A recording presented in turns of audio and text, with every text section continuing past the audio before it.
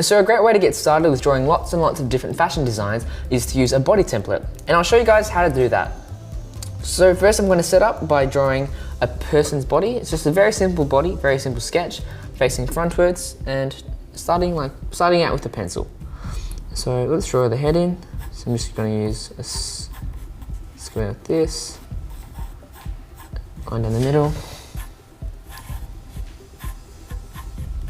and then the shoulders, something like this,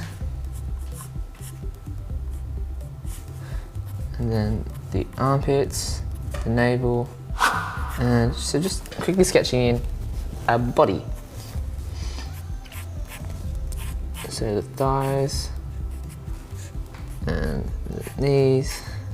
So just fixing up little parts of the body, maybe lightly drawing the knees, the calves. And from here, all we're going to do is get a pen. So we're using a pen so we can erase drawings later.